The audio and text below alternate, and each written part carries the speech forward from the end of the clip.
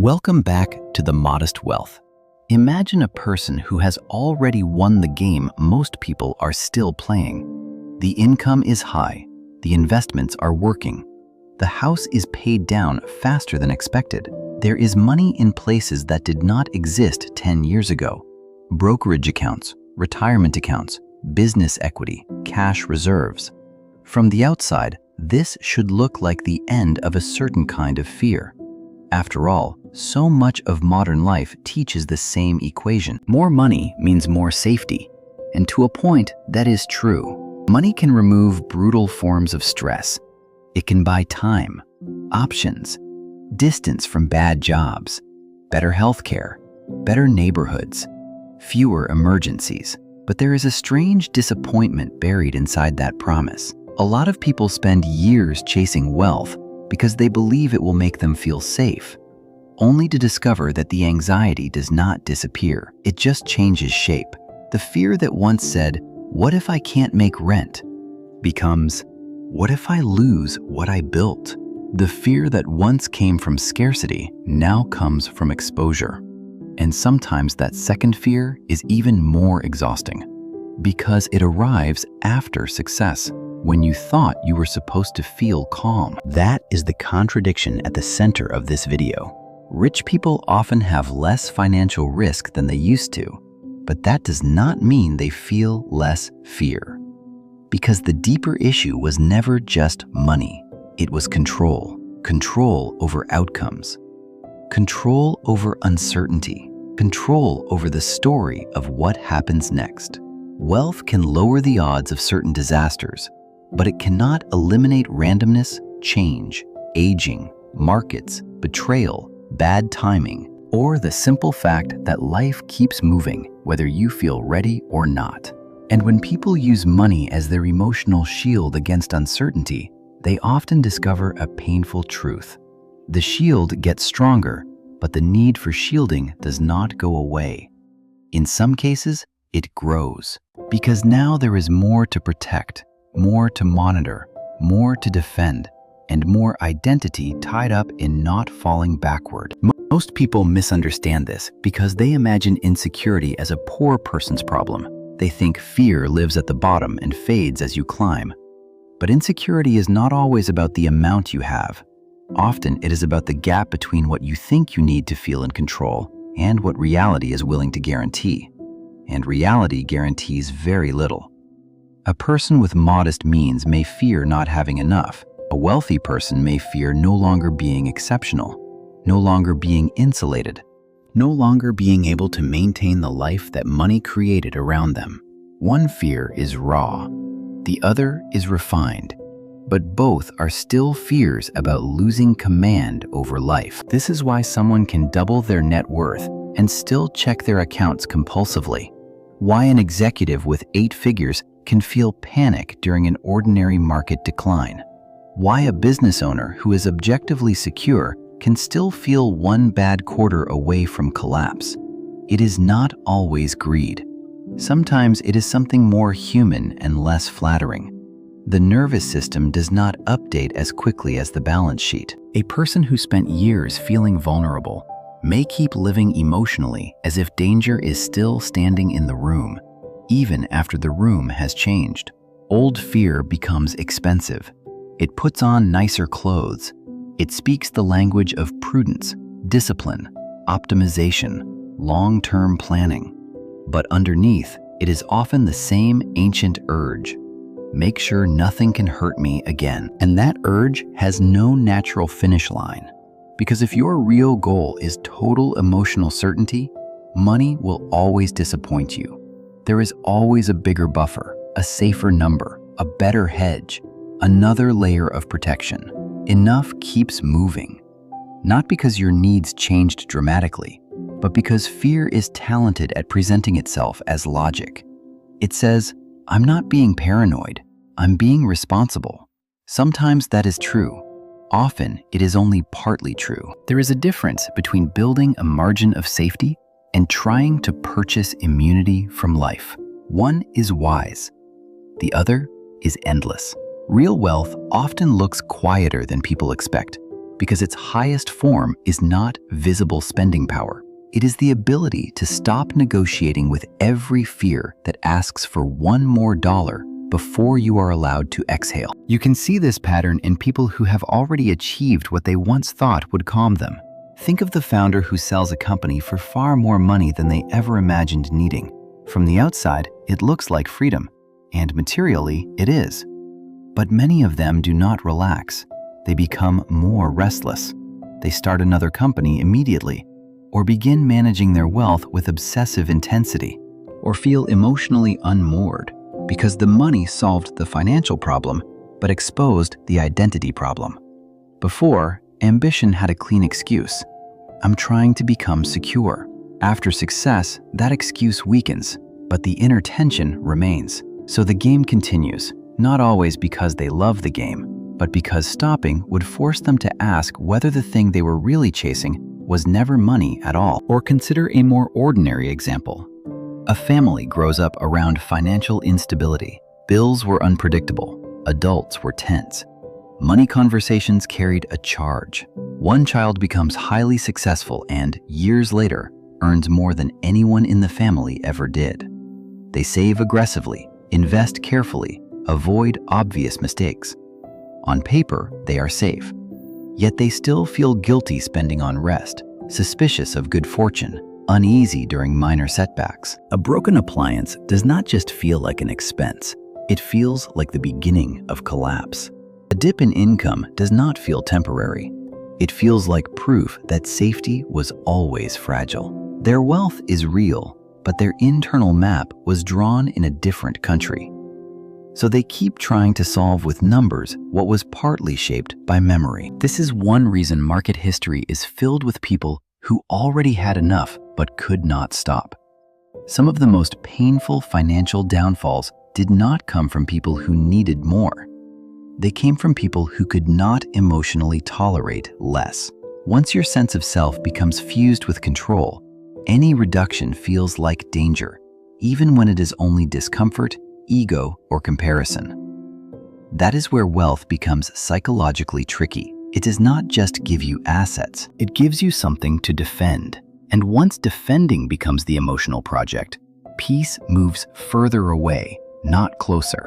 What sits underneath all of this is a confusion between protection and control. Money is excellent at improving protection. It can widen the margin for error. It can buy recovery time. It can reduce dependence on fragile systems and difficult people. But control is a different category.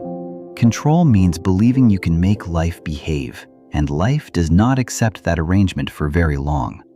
Markets fall, industries change, children grow into their own decisions, health shifts, reputation turns, priorities evolve. Even success brings new forms of exposure. So when people say, "I thought I'd feel safer by now," what they often mean is, "I thought I would feel more in charge of what happens to me." That was the hidden bargain. Not just fewer problems, but less vulnerability. Not just comfort, but certainty. And money cannot fully deliver that, because uncertainty is not a financial flaw in life. It is one of its permanent conditions. This is why some wealthy people become increasingly rigid. They are not only trying to preserve capital, they are trying to preserve a feeling. They over-monitor, over-plan, overreact, not because the numbers always justify it, but because any sign of unpredictability threatens the identity that money helped construct. If I am the person who made it, what does it mean if I cannot hold everything steady? If I am the responsible one, what does it mean if outcomes still move against me? The external problem looks financial, but the internal problem is existential. And that is where the pattern becomes clear. More money often lowers the cost of uncertainty without teaching a person how to live with uncertainty itself. So they become materially safer and emotionally no freer. A mature relationship with wealth begins when that distinction becomes visible. Some of the best financial decisions do not merely improve returns, they reduce noise. They create a life with fewer moving parts, fewer performances to maintain, fewer fragile dependencies disguised as success. That is a very different goal from trying to build an empire large enough to finally silence fear. The first approach accepts that risk can be managed but not erased. The second keeps searching for a number that will do emotional work no number can do. And that is one of the quiet lessons at the heart of the modest wealth. Invisible wealth matters because it protects your peace, not just your image. The point is not to own a life that looks untouchable. It is to build one that does not require constant emotional defense. The mistake, then, is not wanting security. Wanting security is reasonable. It is one of the most human desires there is. The mistake is assuming that the feeling of safety arrives automatically once the financial facts improve. It often does not, because feelings do not obey spreadsheets. A larger portfolio can remove real danger while leaving old fear structurally intact.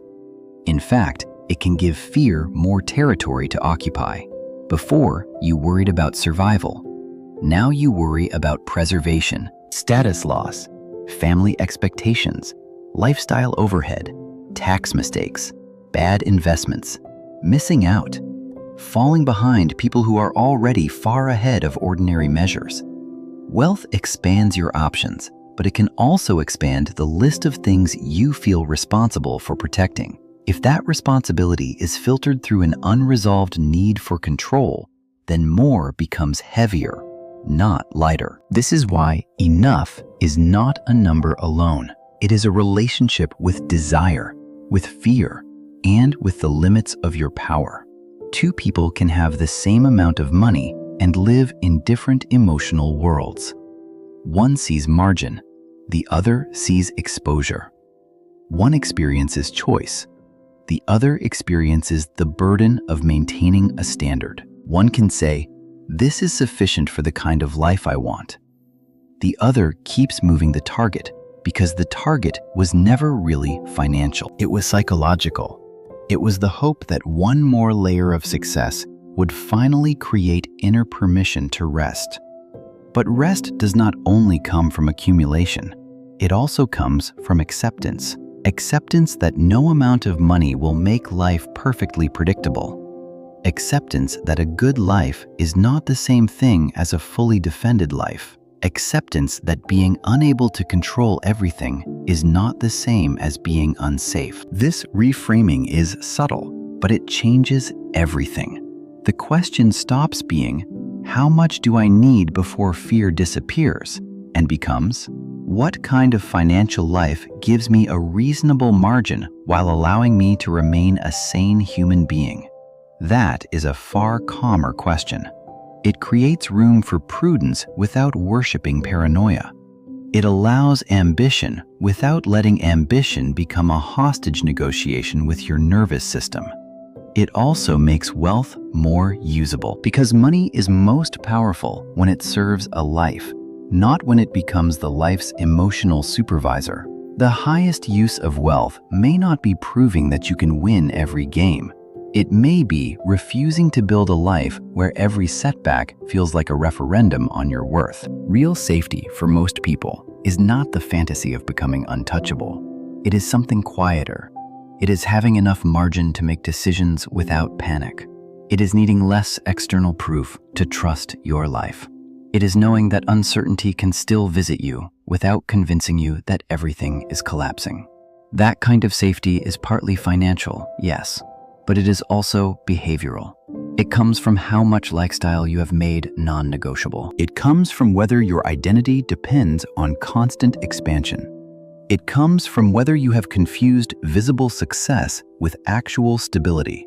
Some people become rich and still do not feel safe because they have built expensive lives around a frightened mind. And a frightened mind can turn abundance into vigilance very quickly. The more honest goal is not to use money to eliminate vulnerability. It is to use money to reduce unnecessary fragility while learning not to treat every unknown as a threat. That is harder. It is less glamorous. It does not produce the same kind of bragging rights, but it may be the only version of wealth that actually feels like freedom. Because a peaceful life is often richer than an impressive one. And sometimes the difference between those two lives is not income. It is whether you still believe safety must be earned through endless control. So here is the real question this video leaves behind. If more money gave you a little more room, would you use that room to live more calmly?